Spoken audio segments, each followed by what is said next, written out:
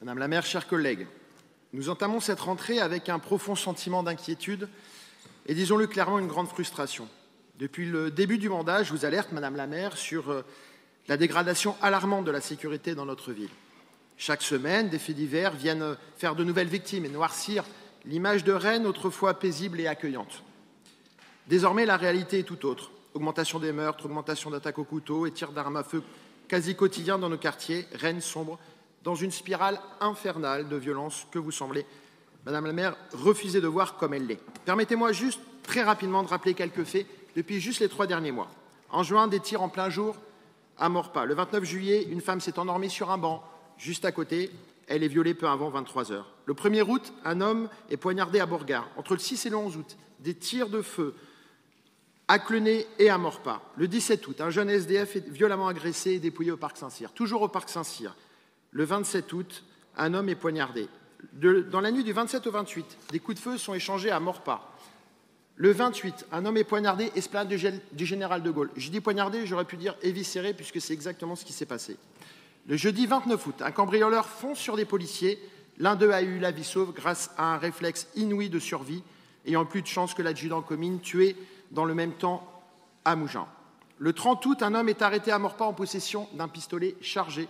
On a évité le pire grâce à la police. Le 1er septembre, dans le quartier de Clenay, un homme est poignardé avec, pendant un temps, son pronostic vital engagé. Et plus récemment, dans la nuit du 4 au 5 septembre, un homme de 38 ans a été tué par 5 individus en plein cœur de ville de Rennes, juste à côté. Ces actes ne sont pas isolés. Et je peux y ajouter les dernières agressions d'hier soir dans le quartier de Villejean et du Colombier. J'aurais pu aussi ajouter les tirs de feu à 17 h devant la piscine de Bréquigny un mercredi après-midi. Ils sont symptomatiques d'une ville qui perd pied, une ville où la sécurité n'est plus assurée.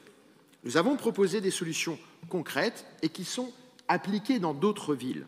Le doublement des effectifs de la police municipale pour arriver à un chiffre de 1 policier municipal pour 1000 habitants.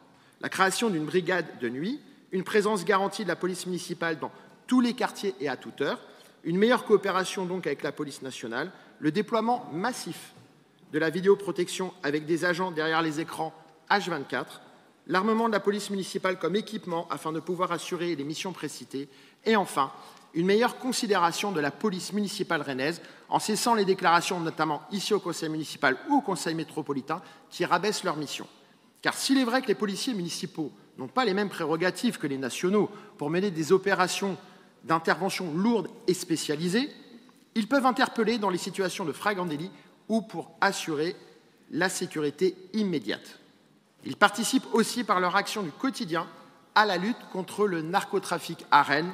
En témoignent les nombreuses prises de drogue effectuées par la police municipale ces dernières semaines. Ces mesures ne sont pas des caprices sécuritaires, elles sont nécessaires. Pourtant, elles restent sans réponse ou pire, elles sont balayées d'un revers de main pour des raisons purement idéologiques. Cette idéologie qui vous freine, Madame la maire, est en décalage total avec les attentes des Rennais. La sécurité ne peut être sacrifiée sur l'autel de la bien-pensance. Comme l'a dit Jean-Jacques Rousseau, la liberté ne consiste pas à faire ce que l'on veut, mais à pouvoir faire ce que l'on doit. Vous avez le devoir de garantir la sécurité de vos administrés, mais vous semblez prisonnière d'une vision où tout renforcement sécuritaire est perçu comme une atteinte aux libertés. Il est temps de sortir de ce piège. Les Rennais ne demandent pas une ville transformée en forteresse, ils demandent simplement à vivre en sécurité. Et cette sécurité, c'est à vous de la garantir, car à chaque fait divers, à chaque vie brisée, ce sont les fondations mêmes de notre vivre ensemble qui sont ébranlées. Nous ne pouvons plus nous permettre d'attendre. J'en appelle à votre responsabilité, Madame la maire. Il est temps de changer de cap, d'abandonner cette vision qui vous empêche de prendre les décisions.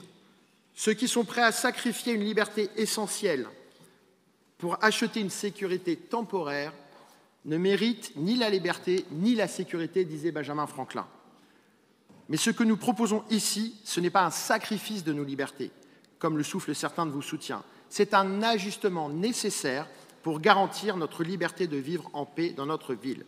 Madame la maire, je vous le demande, nous vous le demandons solennellement, de reconsidérer vos propositions et vos positions. La sécurité des Rennaises et des Rennais est en jeu. Votre responsabilité et celle de l'État est d'assurer que Rennes redevienne cette ville où il fait bon vivre, où chacun peut se sentir en sécurité de jour comme de nuit. Il est temps d'agir avant que notre ville ne soit définitivement défigurée par la violence. Et enfin, notre ville a besoin d'une maire qui se concentre pleinement sur la sécurité locale plutôt que sur les commentaires de la politique nationale. Je vous remercie.